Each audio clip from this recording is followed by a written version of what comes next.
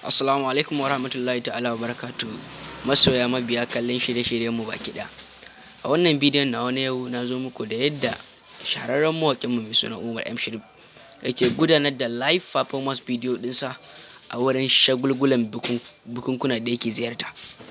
To a wannan bidiyon namu na yanzu na zo na nuna muku yadda Umar M Sharif yake gudanar da live performance ɗinsa, wadda duk wanda suke kallon wannan bidiyo a yanzu sun riga da sun sani, sun san Umar M Sharif, sun san wane ne shi, sun san wace irin waka yake, saboda shi an fi saninsa ta ɓangaren waƙoƙin da ya shafi soyayya da kuma bukunkuna haka. To ga wanda yake bukata ko wani wanda yake so Umar M Sharif ya ziyarci bikinsa ko shagalin wani abinsa dai da ya shirya shi na biki ko na birthday wani abu haka, abu ne mai sauƙi ka kira shi ya zo duk inda kake a faɗin duniya domin ya halarci wannan bikin da kake so.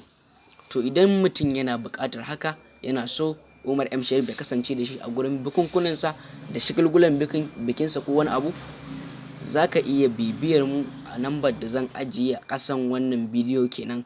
Insha Allahu in dai ka bi wannan lambar, duk inda kake a faɗin Najeriya, Umar kai ba ma faɗin Najeriya ba, a faɗin duniya duk inda kake, in dai kana buƙatar Umar M Sharif a gurin bikinka, abu ne mai sauƙi za ka gan shi insha Allah. Sannan masoya mabiya waƙoƙin Umar M Sharif sun riga da sun sani, wasu ma sun riga da sun mai laƙami da Umar M Sharif ba da aljanu yake waka, saboda iya waƙarsa da yake yi wa masoyansa, ai wai da aljanu yake. Wasu kuma suna cewa ma ai waƙoƙin Umar M Sharif sun fi soyayya daɗi. To ni ma kaina ban sani ba ko daga suke ko dai da wasa suke, shin amma dai ne abin nan yana ban mamaki. Ta za a ce waƙar soyayya tafi soyayya daɗi? Anya kuma masu faɗan nan suna soyayya ko sun san yadda soyayya take? Amma dai ban sani ba, tunda ni ma dai ba soyayya nake ba, bari in ba da amsa.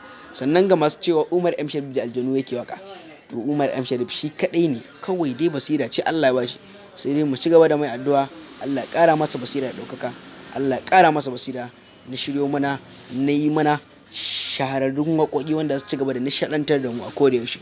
Muna godiya. Kar ku manta ku yi mana subscribing, sannan ku danna mana ƙararrawa.